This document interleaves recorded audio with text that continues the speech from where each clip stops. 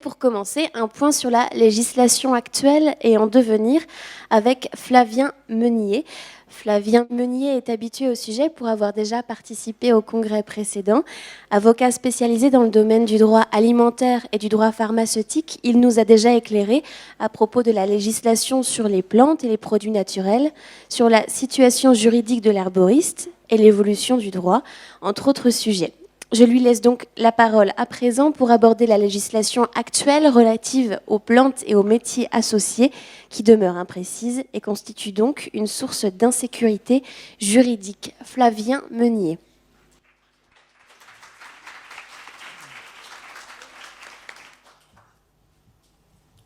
Bonjour à tous. Alors à moi la charge ce matin de vous cueillir au saut du lit. C'est difficile pour moi aussi, ne vous inquiétez pas.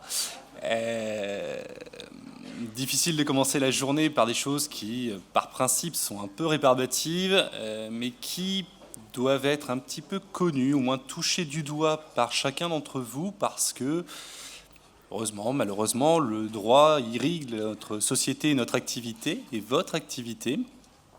Et vous aurez, dans le cadre de votre avenir, dans le cadre de l'exercice de l'herboristerie 2.0, parce que je crois que c'est le thème de la journée, à connaître au moins quelques petites notions de droit qui vont vous permettre un petit peu de vous guider. L'idée, c'est de vous donner un petit peu des bornes, des grandes idées, des grands principes pour vous montrer quels sont les écueils possibles, quels sont les risques qui sont encourus, et puis comment on peut faire, vous et moi, pour vous aider à contourner un petit peu les choses et puis éventuellement à faire en sorte d'avoir un exercice d'activité le plus serein possible. L'idée étant quand même que je ne vous retrouve jamais ni au téléphone ni même dans mon bureau pour vous éviter toute difficulté, tout désagrément. 5e année que j'interviens, je crois que je les ai tous faits, les congrès l'herboriste, Lyon, Toulouse, Paris, 2 fois, Angers, c'est ma terre natale, donc je suis ravi d'être là ce matin, au centre des congrès. Depuis l'an dernier, si certains d'entre vous ont eu l'occasion de m'écouter, il y a assez peu de nouveautés finalement. Malheureusement ou heureusement, les choses sont à peu près stables et tassées. Dans le domaine de la plante, puisqu'on va parler aujourd'hui principalement de la plante médicinale inscrite à la pharmacopée, qui est la matière de base sur l'activité, et donc sur ses développements et sur les activités, les métiers qui y sont associés, il y a assez peu d'évolution. Pourquoi ? Parce que on a un certain nombre de textes anciens maintenant qui prennent consistance et s'appliquent au jour le jour. Et puis on a pas mal de choses qui sont, je crois, dans les tuyaux. Mais la période, notamment électorale, est assez peu propice à l'évolution des choses. On va falloir encore attendre, être un petit peu patient, à mon avis, avant de voir des évolutions, pas avant 2017, 2018, 2019, à mon avis. Un petit état du droit avant de voir les perspectives à venir. Aujourd'hui, vous le savez ou pas, la plante médicinale, on l'appréhende en droit sur deux modalités particulières en fonction de ce que vous en faites. Soit vous prenez la première voie, qui est celle du complément alimentaire, gélules, ampoules, pastilles, tout ce qui est en petite unité destinée à être ingérée comme telle. Soit vous avez votre plante en vrac et que vous allez utiliser pour du domaine alimentaire classique, de la tisane, de la boisson. Et ces deux modalités de présentation de la même plante vont recevoir 2 catégories juridiques différentes. Si vous êtes dans le premier cas, dans celui des compléments alimentaires, donc plantes broyées, extraites, en gélules principalement, vous allez avoir un régime qui est plutôt favorable. Plutôt favorable pourquoi ? Parce que, premièrement, vous avez des textes assez clairs et assez posés sur ce que vous pouvez faire, ne pas faire, et comment vous devez présenter les choses. Et puis surtout plus favorable parce que la liste des possibles est beaucoup plus importante. Sur les compléments alimentaires, aujourd'hui, on a un texte de base, celui-là, une 40aine de pages, qui est l'arrêté du 24 juin 2014, qui fixe la liste des plantes qui peuvent entrer dans la composition des compléments alimentaires. La liste est assez importante. Vous avez donc ce tableau avec les parties de plantes qui peuvent être utilisées, les restrictions en termes de surveillance de substances, en termes d'étiquetage du produit. Une liste qui est une liste qui n'est qu'une base de travail pour l'administration. C'est-à-dire que lorsque vous avez un produit, un complément alimentaire que vous voulez mettre sur le marché, pour lequel vous voulez obtenir une autorisation, vous avez cette liste, 450 plantes je crois. Vous avez ce qui se fait ailleurs en Europe, et notamment en Belgique et en Italie. Et là, la France adore les acronymes, on a une liste qui s'appelle la liste Belfrit, Belgique, France, Italie. Elle fait 450 pages, je ne l'ai pas imprimée, souci écologique. 450 pages où vous avez donc 450 pages de plantes qui peuvent être utilisées dans les compléments alimentaires dans ces 3 pays. Et par le principe qu'on appelle de reconnaissance mutuelle, ce qui est autorisé en Belgique peut normalement être autorisé en France, et bien vous avez cette possibilité de mettre ces produits après autorisation sur le marché. Et puis ce qui est très intéressant avec le complément alimentaire, c'est que, on va en parler un petit peu plus tard, le complément alimentaire est reconnu par les textes comme étant une exception au monopole pharmaceutique. À partir du moment où vous avez votre autorisation de vente du produit comme complément alimentaire, vous sortez du champ du monopole pharmaceutique. À partir du moment où vous avez cette autorisation comme complément alimentaire, vous ne pouvez plus être accusé d'exercice illégal de la pharmacie. Vous pouvez vendre librement ces plantes dans les compléments alimentaires. Et ça, c'est très intéressant quand on le met en lumière, en miroir, par rapport à la plante en vrac, la plante en tisane, la plante en boisson, que vous pouvez vouloir commercialiser, où pour le coup, c'est beaucoup plus restrictif. Alors vous le savez, il y a un texte que vous devez avoir en tête, qui est l'article L4211-1. Je suis navré, c'est ma profession, je fais ça tous les jours. Donc L4211-1 du Code de la santé publique, qui est le texte qui fonde le monopole pharmaceutique et qui vous dit sont réservés aux pharmaciens, alinéa 5, la vente des plantes médicinales inscrites à la pharmacopée sous réserve des dérogations établies par décret.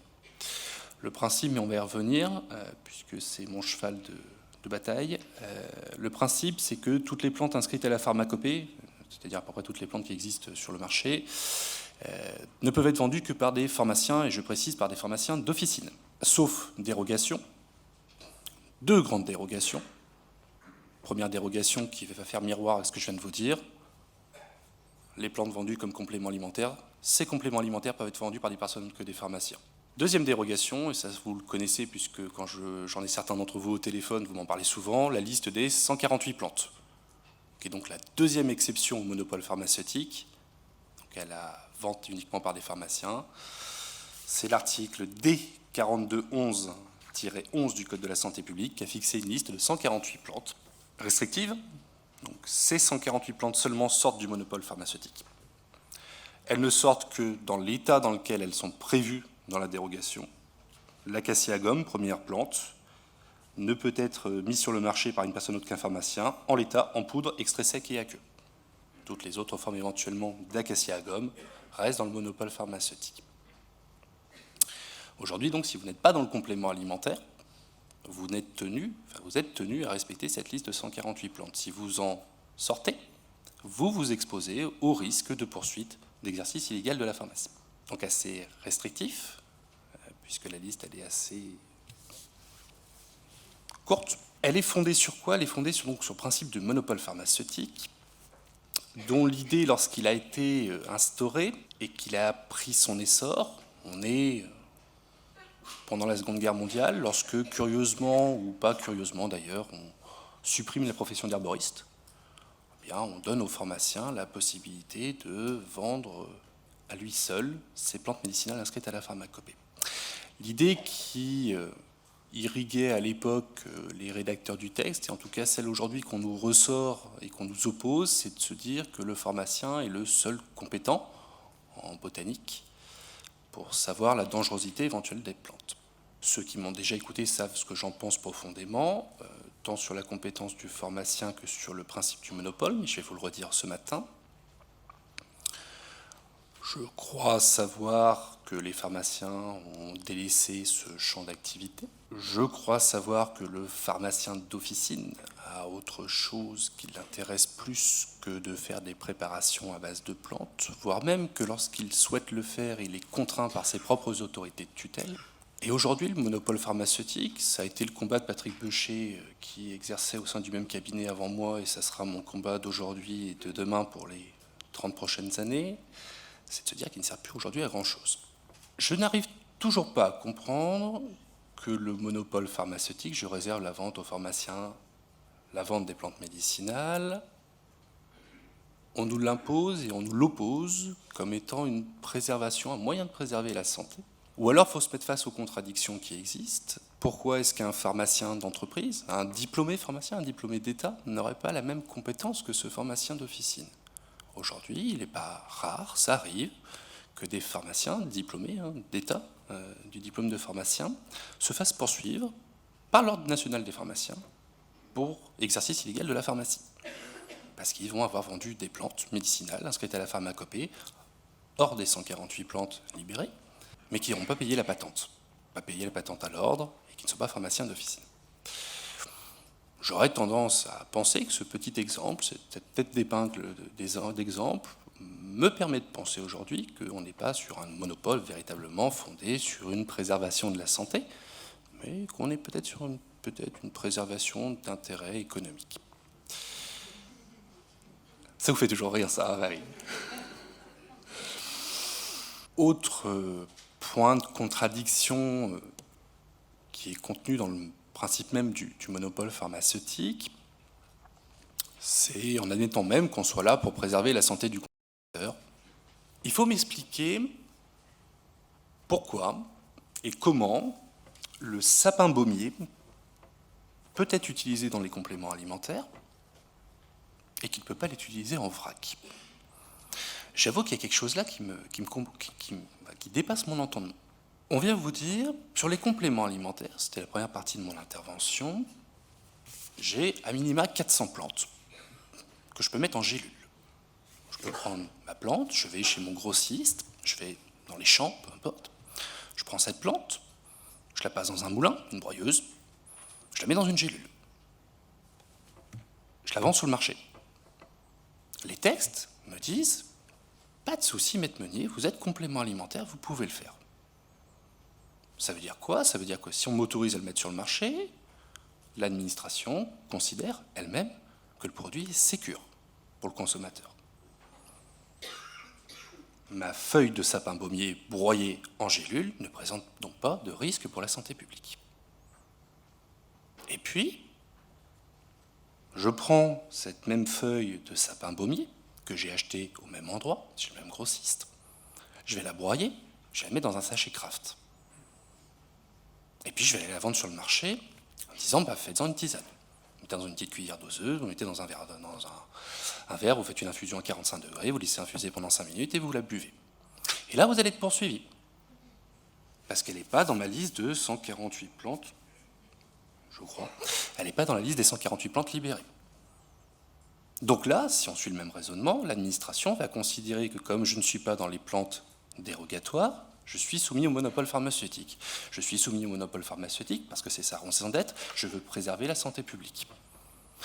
On part du même sapin baumier feuille, sur lequel j'ai fait la même opération matérielle, je l'ai broyé. Dans un cas, j'ai une intervention supplémentaire qui potentiellement présente un risque supplémentaire, je vais la mettre en gélule. Dans l'autre cas, je vais la délivrer en l'état, naturellement, au consommateur. Et quand je l'ai mis en gélule, j'ai pas de risque. Quand je la vends en vrac, j'ai un risque. Ça, je comprends pas. Ça, c'est quelque chose qui me... Alors, intellectuellement, juridiquement, philosophiquement, me choque. Et ça, c'est le combat de demain sur la plante, le métier associé à la plante.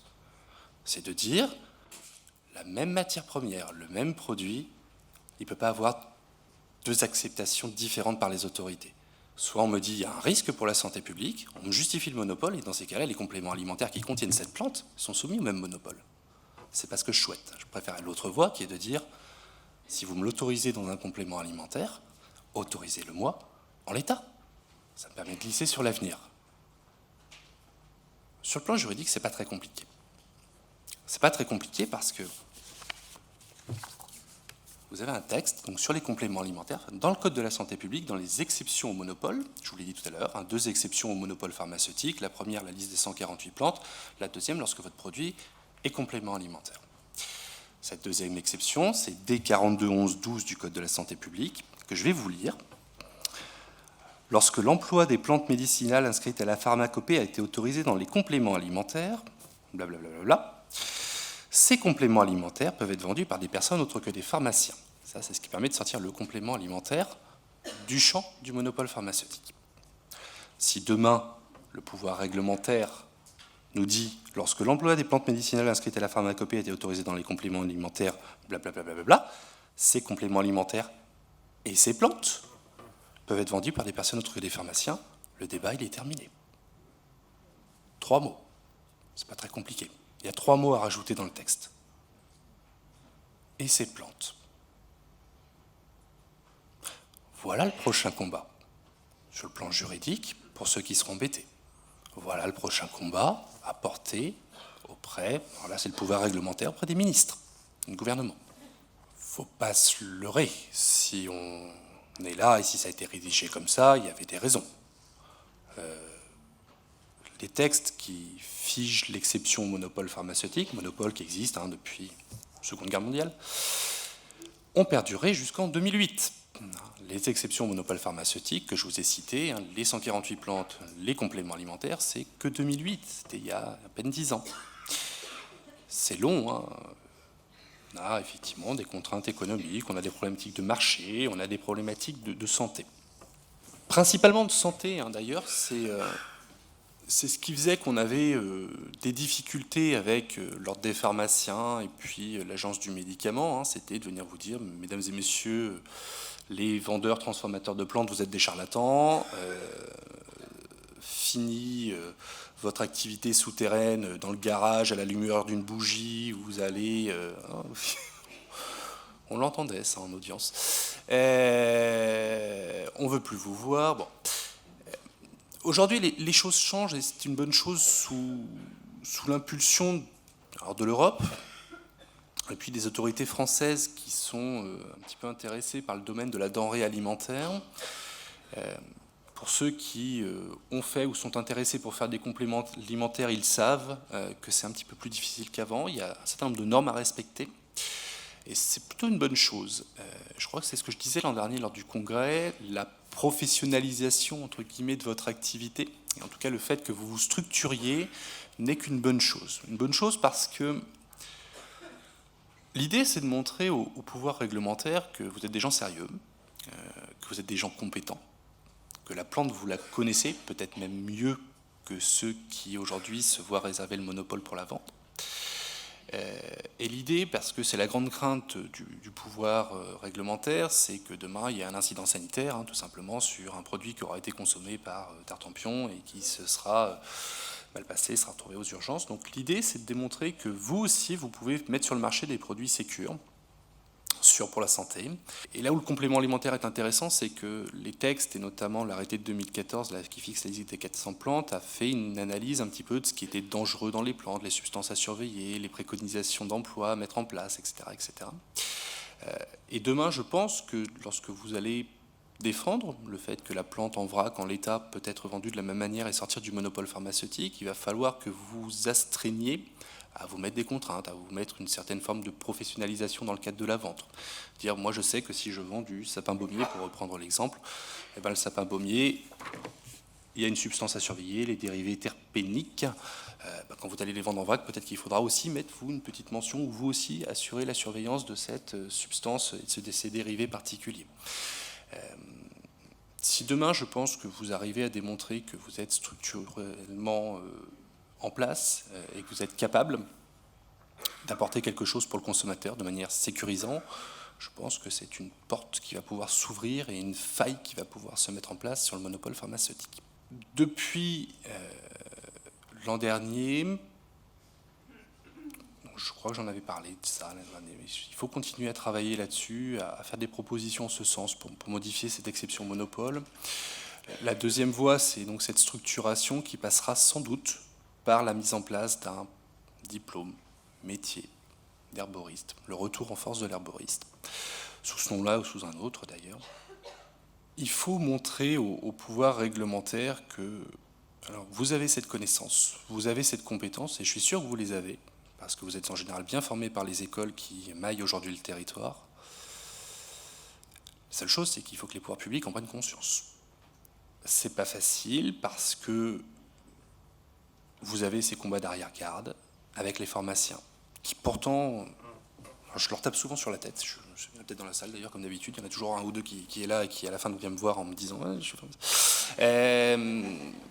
non, mais j'ai rien contre eux, surtout que pour la plupart ils sont compétents et sont des gens intéressants qui, je vous le disais, sont eux-mêmes bridés. Hein.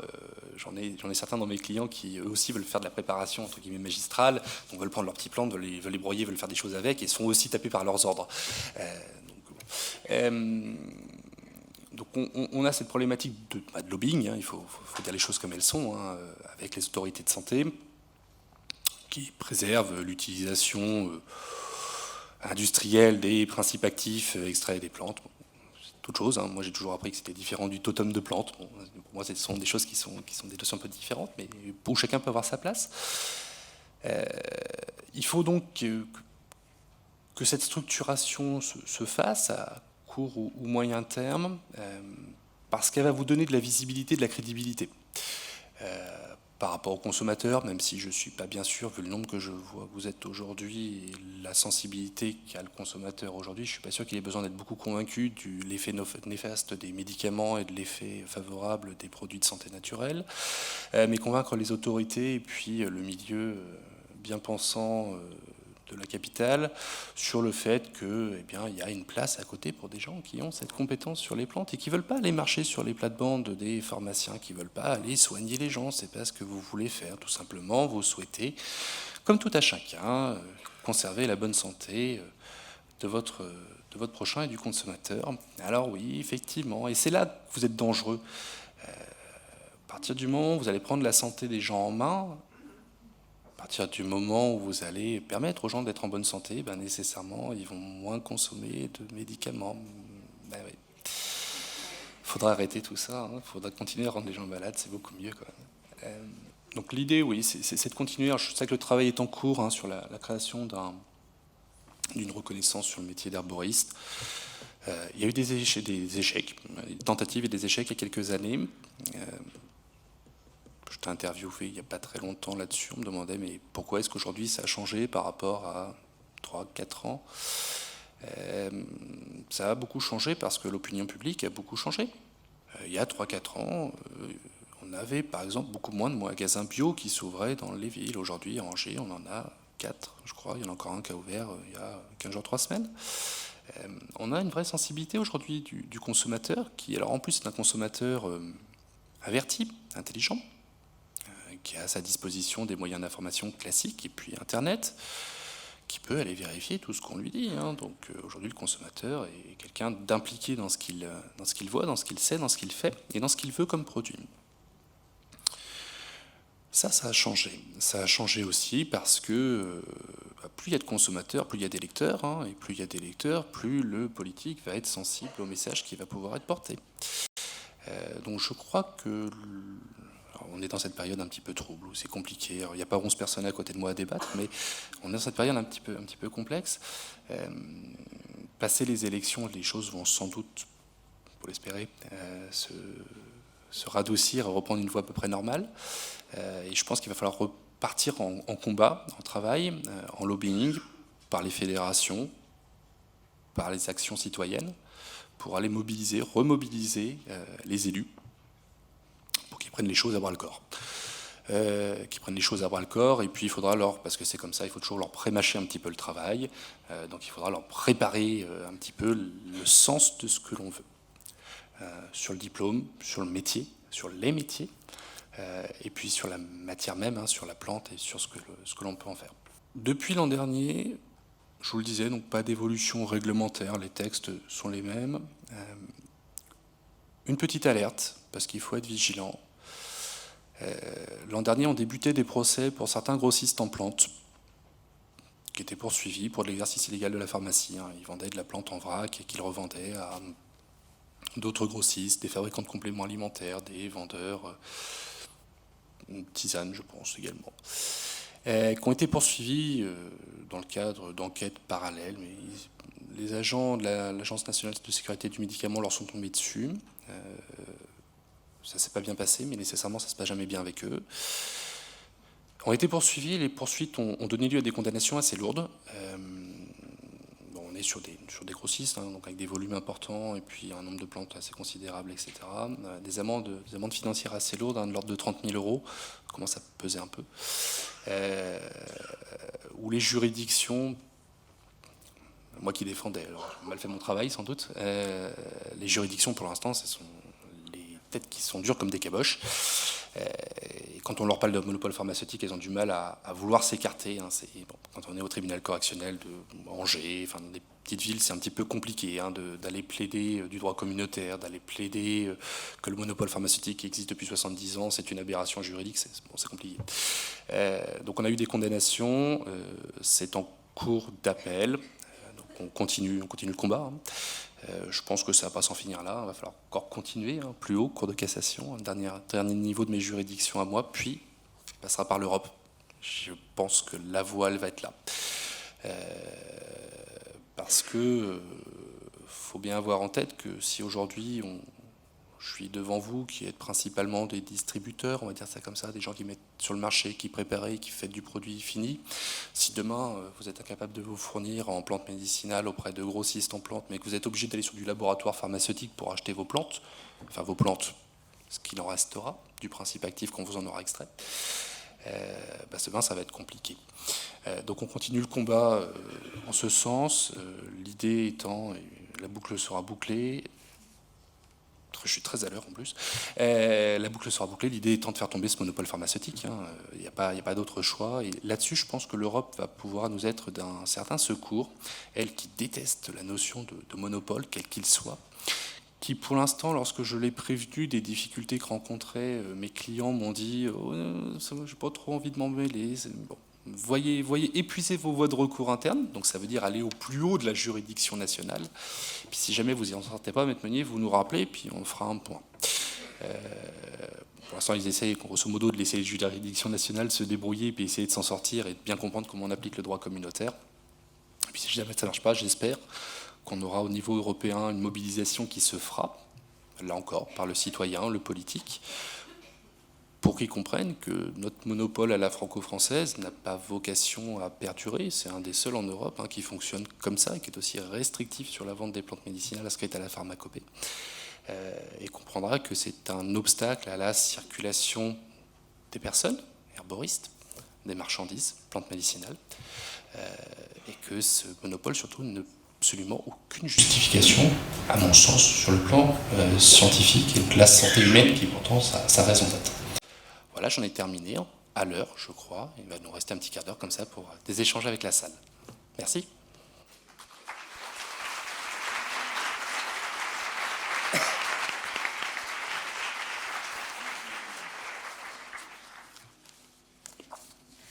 Bonjour, je voudrais savoir qu'y a-t-il du côté de l'enseignement, si un herboriste veut transmettre ses connaissances, disons, à l'école ou avec des groupes de gens différents.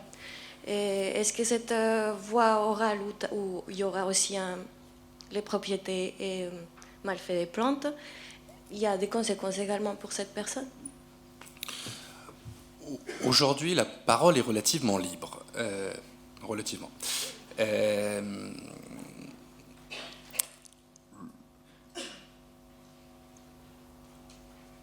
Ce qui est réprimé par le Code de la santé publique, c'est pas l'incitation à l'exercice illégal de la pharmacie. C'est l'exercice illégal. C'est je vends de la plante médicinale inscrite à la pharmacopée alors que je n'ai pas le droit de le vendre.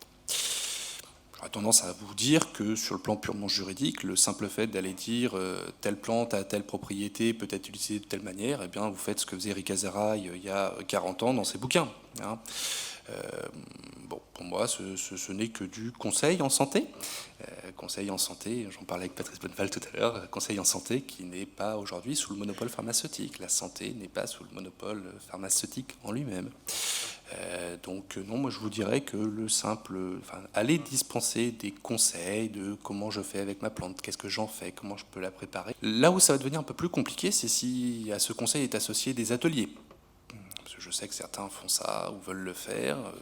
Je reçois des gens, je leur explique ce que je peux faire sur le plan théorique et puis après je le mets en pratique. Alors quand je fais de l'atelier, je fais le produit, hein. Je me sers de la plante et puis j'en fais quelque chose. Bon, si c'est un petit peu sécurisé, si vous êtes dans un cadre privé, entre guillemets, si ça n'a pas vocation à se faire sur un lieu public, si vous faites bien les précautions oratoires nécessaires aux gens pour leur rappeler les règles et les limites, je pense que ça peut se faire. Voilà. Oui, bonjour. Vous avez parlé de mobilisation citoyenne et justement, par exemple, je voudrais citer comme une plateforme comme Parlement et Citoyens qui justement favorise beaucoup plus de démocratie participative et directe. Est-ce que, par exemple, ce genre de plateforme, dans ce cas-là, je m'adresse plutôt à vous, non pas en tant qu'avocat, mais citoyen, pourriez pas poster justement des propositions qui seraient beaucoup plus argumentées, pas du tout dogmatiques, et, voilà, mais argumentées, rationnelles. Et ce qu'on observe excusez-moi, sur ce genre de plateforme, c'est que plus que la proposition de loi est argumentée, structurée, plus vous allez avoir énormément de votes d'internautes, de citoyens, et dans ce cas-là, plus ces propositions de loi vont être effectivement votées par des internautes, plus les députés et les parlementaires vont s'en saisir pour les proposer.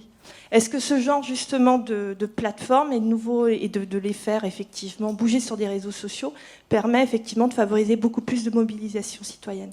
Moi, j'en ai discuté avec l'ARH et puis certains représentants des écoles et puis du syndicat. Je crois qu'il faut préparer le combat, préparer le terrain. Il faut mettre en place un argumentaire, une espèce de pressbook, un argumentaire juridique, scientifique, technique, commercial. Essayer de balayer tous les plans qui peuvent intéresser toutes les parties prenantes.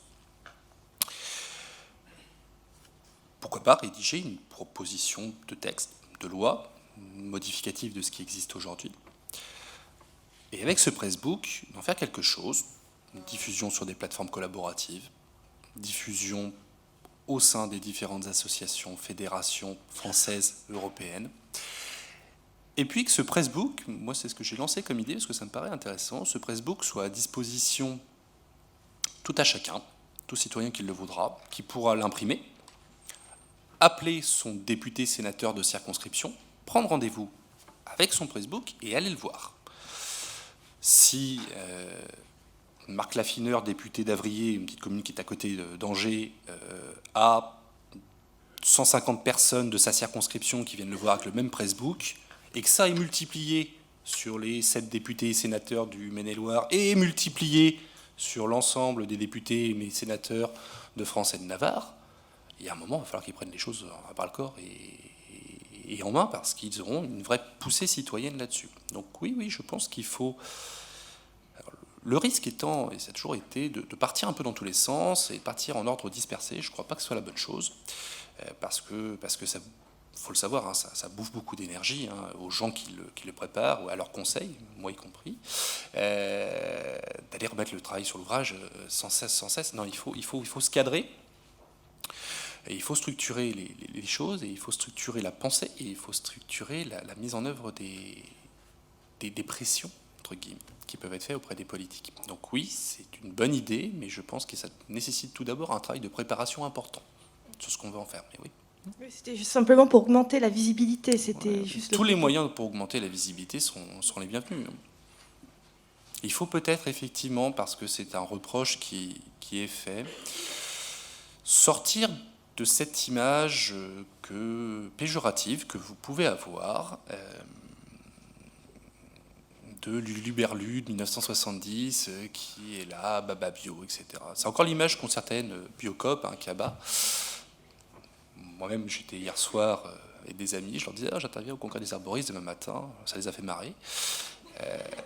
On m'a dit tu fais quoi ? Moi, je vais parler de la législation des plantes. La législation des plantes, ça existe ? Oui, ça existe. Ah oui, tu vas fumer un joint ? Non, a priori non. Dans l'imaginaire collectif, il y a encore un petit peu ça. Donc je pense qu'il faut sortir des canaux peut-être que vous avez l'habitude de prendre, qui sont vos canaux traditionnels de communication, et puis peut-être aussi aller vous tourner vers des canaux qui sont plus grand public. Parce que le grand public, il attend, il est preneur d'informations, mais le grand public, il ne va pas nécessairement à la Kaba, Biocop, du coin, acheter ses oranges. Des fois, il va juste au marché les acheter. Et du coup, il n'est pas forcément sensibilisé, il n'a pas toute la lecture et l'information, pour autant pour lesquelles vous êtes très proactif. Donc il faut sortir des sentiers battus, et puis effectivement, il faut aller à la rencontre du citoyen lambda. Ouais. Oui, bonjour. Okay, alors j'ai plein de spots. Ah oui. Oui. Vous avez parlé des 450 plantes oui. de compléments alimentaires et de l'autre côté des 148 plantes. Est-ce qu'il n'y a pas un risque, parce que je suppose que les laboratoires pharmaceutiques ne vont pas se laisser faire, ils vont aussi travailler dans l'autre sens. Est-ce qu'il n'y a pas un risque que cette liste de 450 plantes devienne plus restrictive, au contraire ? Oui, bien sûr, il y a toujours ce risque-là. Ce qu'il faut savoir, c'est que cette liste de 450 plantes, elle a mis 8 ans à sortir. La réglementation communautaire sur les compléments alimentaires, c'est 2002. La réglementation française, c'est 2006. Alors déjà, il a fallu 4 ans pour qu'on accepte, en droit français, de comprendre qu'il pouvait y avoir des petites gélules qui pouvaient être autre chose qu'un médicament. Et dans ce texte de 2006, on vous disait déjà que les plantes pouvaient rentrer dans la composition des compléments alimentaires, mais il fallait que ces plantes soient autorisées dans un autre état. Bon. Ça s'est fait assez bien, hein, au jour le jour, les autorisations de mise sur le marché ont été obtenues, mais par contre, ensuite, il était prévu que dans un délai d'1 an, 2006-2007, on ait une liste de plantes qui récapitulait toutes les autorisations individuelles. 2007. La liste, elle est sortie en juin 2014. 7 ans. Et il a fallu 7 ans simplement pour faire normalement une compilation de tout ce qui avait été autorisé avant, qui en fait n'est pas une vraie compilation, parce qu'il y a des choses qui ont été oubliées, il y a des choses qui ont été mises qui n'avaient jamais été autorisées. Il y a par exemple, je le connais bien, l'actéagrappe, le simicifuga, qui a été une source de conflit importante avec l'administration sur les autorisations individuelles, et qu'on a retrouvé en 2014 dans la liste des plantes qui pouvaient être autorisées dans les compléments alimentaires. Cette liste de plantes, si elle a mis beaucoup de temps à sortir, 7 ans, c'est parce qu'il y a une lutte infernale entre le ministère de l'économie et le ministère de la santé, entre les représentants de l'alimentaire, de la DGCCRF, compléments alimentaires, et les représentants des pharmaciens et ANSM. Parce que les pharmaciens et les inspecteurs de la santé voulaient absolument pas qu'on puisse sortir du monopole pharmaceutique les 458 plantes. Et on y est arrivé. Je ne pense pas qu'on reviendra dessus. La lutte était tellement de haute volée entre les deux administrations que si elle est sortie, aujourd'hui elle existe. Je vous le disais tout à l'heure, on a cet acronyme-là, on a ce Belfrit, qui est très intéressant, hein, c'est un des travaux d'experts belges, français et italiens, donc sensibilité à peu près identique au niveau des administrations, et, bon, qui eux sont venus dire, on a une problématique de monopole, on a une problématique de conflit d'intérêts, on a une problématique de requalification de médicaments. Nous, on va faire le travail, nous, scientifiques, ce sont des experts scientifiques, on va faire le travail pour savoir ce qui pourrait être dans chaque État conservé, les risques qui sont associés, etc. Rien que l'existence de cette liste, qui n'a pas de valeur juridique, hein, Belfrit, c'est du document de travail, rien que cette liste de 450 pages, c'est une bouffée d'oxygène. C'est-à-dire qu'on a des gens, on sait maintenant qu'on a des gens qui réfléchissent autrement que par le prisme et le canal du médicament. Je pense que ça doit continuer en ce sens. Et oui, il y a un risque qu'on revienne en arrière, je n'y crois pas trop. Je pense qu'au contraire, on va aller de plus en plus dans une ouverture du champ. Je pense. S'il vous plaît. Bonjour. Vous avez parlé de l'histoire du sapin baumier pour nous montrer les contradictions qu'il y a entre la plante en vrac et les compléments alimentaires. Dans votre prochain combat, vous dites que autant faire passer l'un avec l'autre. C'est-à-dire que, puisqu'on a le droit de la vendre en complément alimentaire, autant que la plante passe également en complément alimentaire. Vous n'avez pas peur que les laboratoires prennent le chemin inverse, comme ils essaient de le faire actuellement avec les vaccins. Je rappelle brièvement, pour ceux qui ne sont pas au courant, on a demandé au gouvernement de respecter la loi. Il y a une loi en France qui dit qu'il y a 3 vaccins obligatoires. Actuellement, le vaccin minimum, c'est 7 valences. Donc les gens qui veulent être en conformité avec la loi sont obligés de faire les vaccins et avoir 7 valences au lieu de 3. Donc on a demandé à ce qu'il n'y en ait que 3. Ça a demandé du temps, il y a eu une pétition, il y a eu plus d'1 million de personnes qui ont répondu à la pétition, donc ça a fait quand même du bruit. C'est passé en juridiction. Le résultat, c'est que, effectivement, les laboratoires doivent faire ce que la loi les oblige, c'est-à-dire un vaccin à 3 Valence.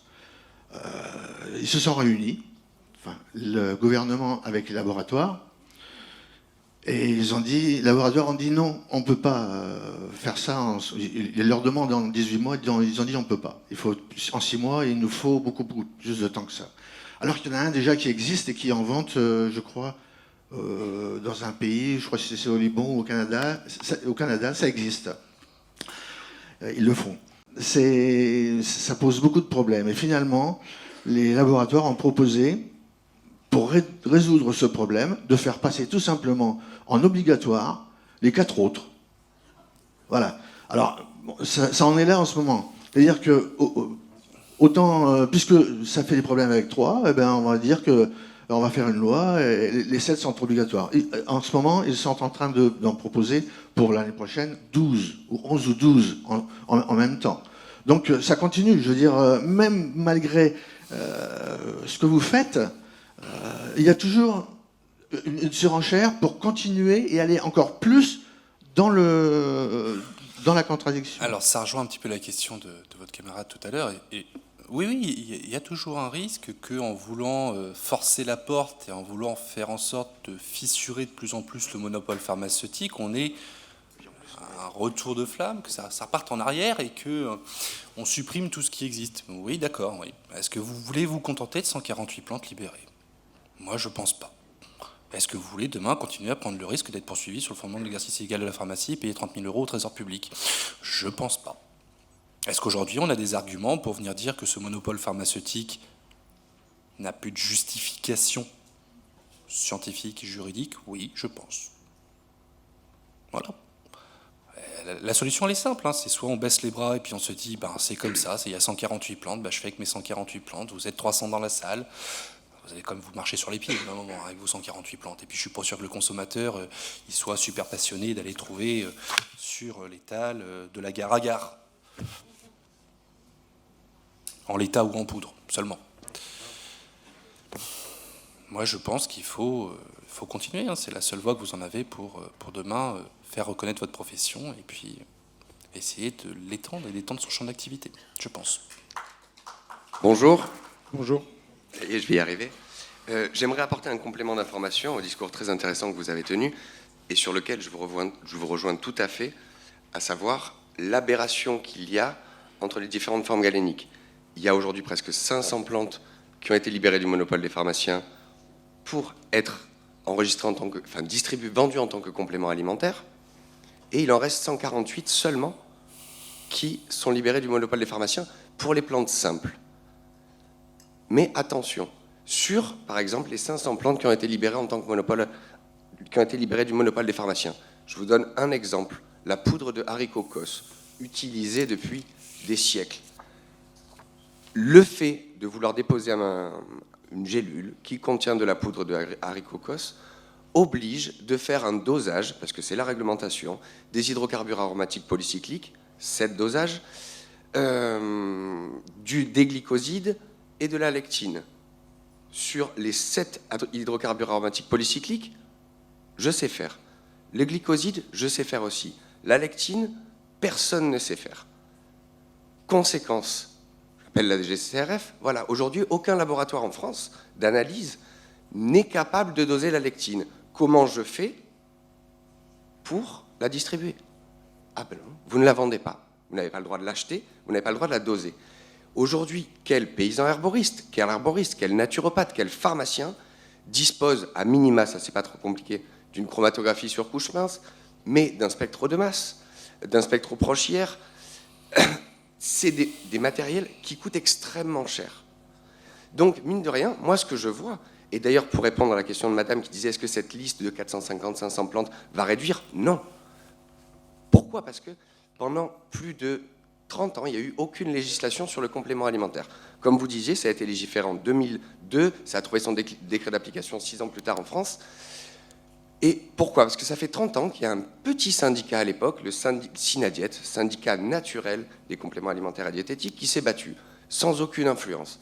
Ils ont fusionné avec le syndicat de l'industrie alimentaire, donc avec Nestlé, Danone, des géants dedans. Hop, du coup, ça s'est un peu débloqué. Conséquence, il y a des allégations autorisées.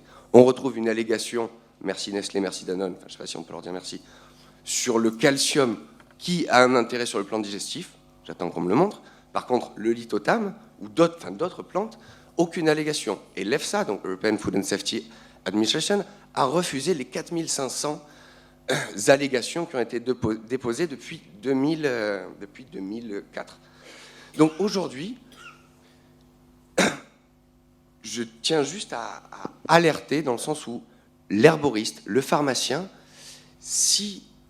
et d'ailleurs je suis étonné de voir naître une sorte de clivage entre pharmacien et herboriste qui, de mon avis, devrait travailler plutôt main dans la main, parce que le pharmacien connaît les médicaments, et effectivement, je suis entièrement d'accord avec vous, même si le pharmacien est formé sur la pharmacognosie, sur la botanique, je vous parle en connaissance de cause, je suis pharmacien. Vous êtes donc celui que je cherchais. Il fallait qu'il y en ait un ou deux, et il se trouve que c'est moi. Mais pourquoi je suis là aussi? Parce que le milieu de l'herboristerie est un tout petit milieu. Tellement petit, et qu'aujourd'hui, le pharmacien, enfin, l'ordre des pharmacies, je vous donne un exemple. Si demain, Leclerc met une boîte de Doliprane en vente dans ses rayons, il y a tout l'ordre des pharmaciens, les 22 600 pharmaciens, qui descendent dans la rue et qui vont faire un scandale.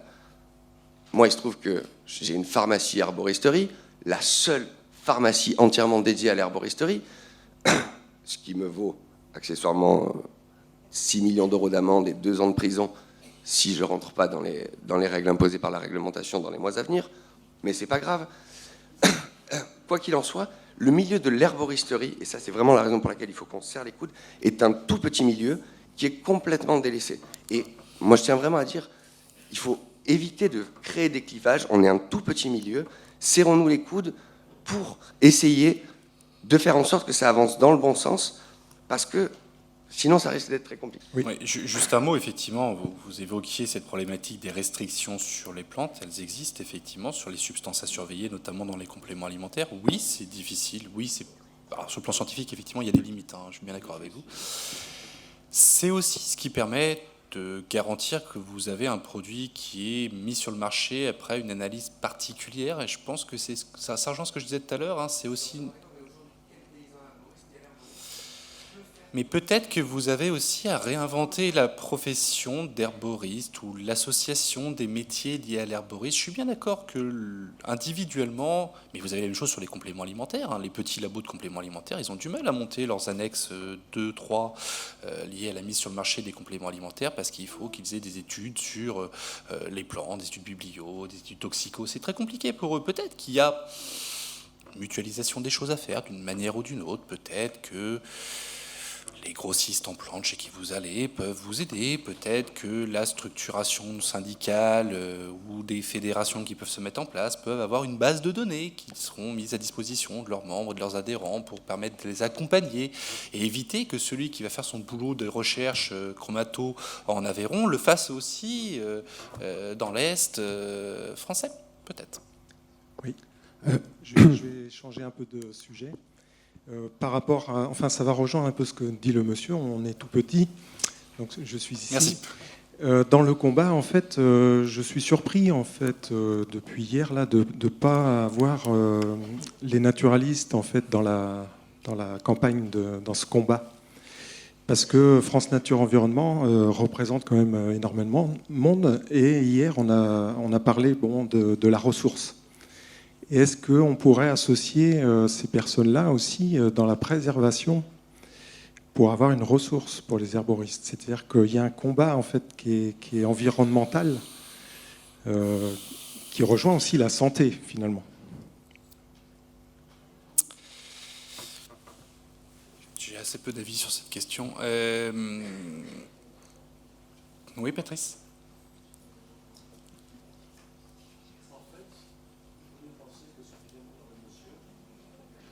Alors en fait, il faut bien penser que ce que vient de dire le monsieur... Souffle-moi à l'oreille, Patrice.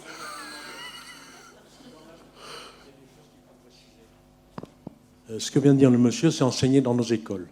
La chose que je voulais dire aussi tout à l'heure par rapport à ce que tu disais, c'est que nous avons le monopole de la formation.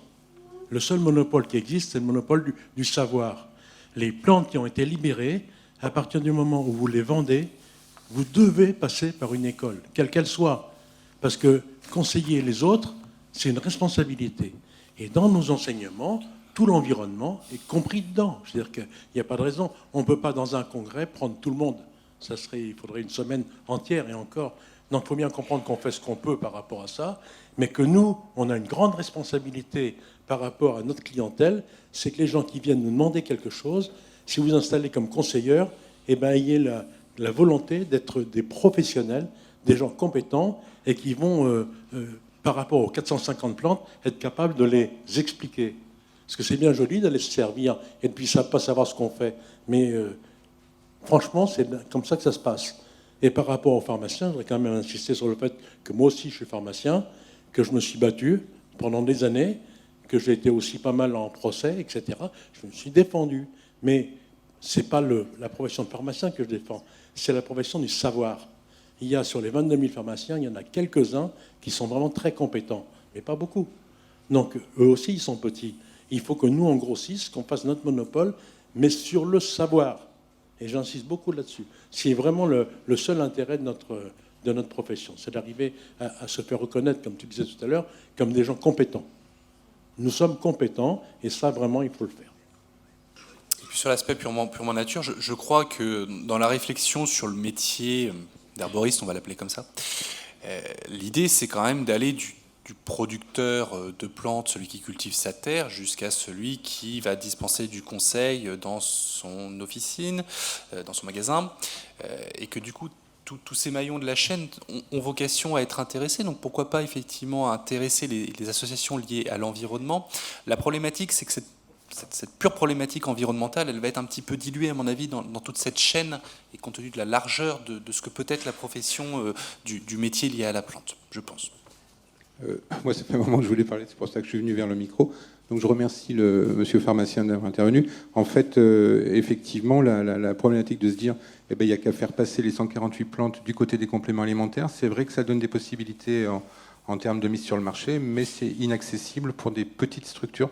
Et aujourd'hui, c'est un espace qui permet aux gens de démarrer. Il y a beaucoup notamment, moi je pense aux petits producteurs, mais même à des petites boutiques qui peuvent facilement mettre sur le marché des produits. Il ne faut pas toucher à ça. C'est quand même un espace qui est d'une simplicité extrême et qui permet vraiment de démarrer. Et puis on va aussi rayer de la carte des gens qui n'ont pas... Alors même quand on est pharmacien, apparemment on n'a pas les moyens de faire toutes les analyses. Alors c'est peut-être pas grave sur une ou deux espèces, mais sur les 546 espèces, il y en a quand même un tiers où il faut faire des analyses. Et je ne sais pas si vous êtes renseigné du coup que ça coûte, voilà, pour faire une analyse, ça coûte bonbon. Et c'est une vraie entrave. Et pour moi... Voilà, enfin, vous avez beaucoup insisté sur le monopole. Pour moi, le combat de l'herboristerie 2.0, il est surtout aussi sur les allégations. Parce que là, le monopole des pharmaciens, il est total et absolu au niveau des allégations thérapeutiques. Pour les allégations physiologiques, aujourd'hui, vous avez à peu près 400 ou 500 allégations qui sont dites en attente. Alors, il y en a 222, effectivement, qui ont été autorisées, qui sont à peu près inintéressantes pour les plantes. C'est souvent, effectivement, pour le calcium, pour la plaque dentaire, ou il y a des chewing-gums qui ont des allégations, enfin, des trucs comme ça. Pour les plantes, il y en a qui sont bloquées, qui sont en attente. La communauté européenne les a gelées parce qu'en fait, au départ, il les sabrait toutes. Il y a eu un moment donné, pendant quelques mois, où toutes les allégations étaient foutues à la poubelle parce qu'il n'y avait pas de données scientifiques. Donc aujourd'hui, vous avez voilà, une liste de quelques centaines d'allégations. Elles sont disponibles si ça vous intéresse, parce qu'il faut les utiliser, parce que plus il y aura eu de précédents, plus les gens les auront utilisés, les auront pratiqués, plus ça sera difficile à la commission de les rejeter, parce qu'elles sont seulement en attente. À un moment donné, elles seront étudiées et acceptées ou non. Donc il y a différents endroits où on peut les trouver. Alors on peut les trouver sur le site Lex-Européa et compagnie, mais c'est vraiment assez compliqué de les retrouver. Elles sont sous forme de numéros, il faut cliquer, il y a des liens.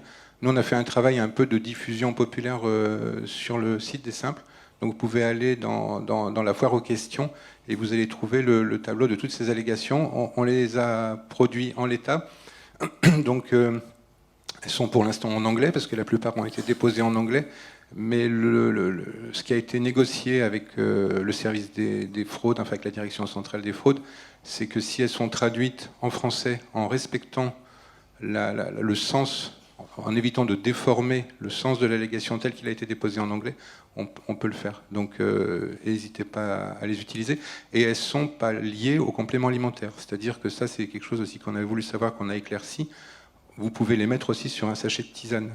Parce que le règlement allégation et le règlement complément alimentaire ne sont pas des choses qui sont confondues. Parce qu'au début, on avait pensé ça, on avait pensé qu'on avait le droit de simplement utiliser ces allégations en attente du moment où on avait fait la démarche complément alimentaire. En fait, on peut le faire aussi sur un sachet de tisane.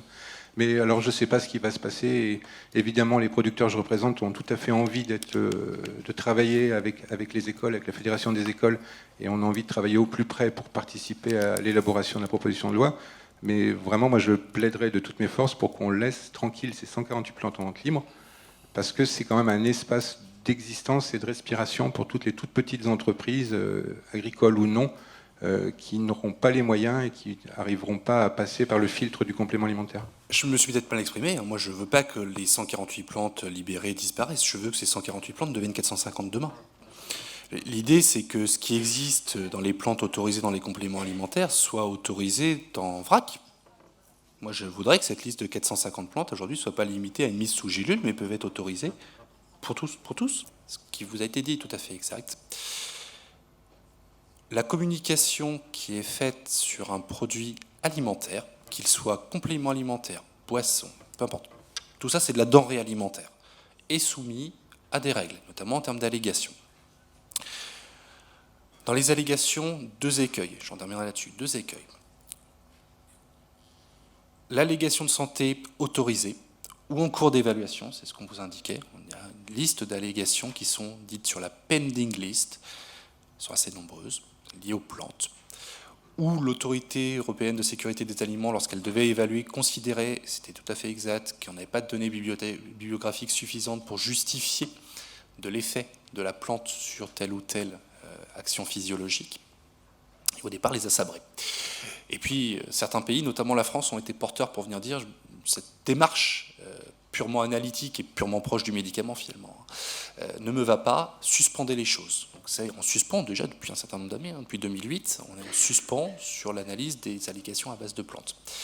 Toujours est-il qu'aujourd'hui, pour pouvoir alléguer sur une denrée alimentaire qui contient une plante, vous devez pouvoir rattacher l'allégation. Ma plante contribue au fonctionnement normal de la fonction rénale. Vous devez pouvoir aller justifier qu'il y a une allégation qui est autorisée ou en cours d'évaluation. Première chose. Deuxième chose, sur les écueils, donc l'allégation de santé, ça c'est une chose, c'est l'allégation thérapeutique. Ça a été mon intervention dans le cadre des premiers congrès. Attention à ce que vous voulez faire. Est-ce que demain, vous voulez vous substituer aux médecins? Est-ce que demain, vous voulez vous substituer aux pharmaciens? Est-ce que demain, vous voulez soigner les gens? Si vous avez ça dans l'idée, vous n'êtes pas au bon endroit. Parce que si vous vous lancez là-dedans, si vous vous lancez dans du thérapeutique, vous serez poursuivi pour de l'exercice illégal de la pharmacie. Parce que vous aurez voulu vendre un médicament à des gens. Si demain vous êtes là en indiquant « moi je veux soigner la rhinopharyngite par la propolis que je vous vends en petits pots », vous serez poursuivi. Par contre, si vous demain vous êtes là pour aider à calmer et apaiser la gorge, vous êtes sur une allégation de santé, non pas thérapeutique, à ce moment-là vous apportez quelque chose d'autre au consommateur. Donc attention à cette frontière avec le thérapeutique, parce que c'est souvent un écueil que vous pouvez avoir dans le cadre de vos communications commerciales, et ça, c'est dangereux. Merci beaucoup, Flavien Meunier.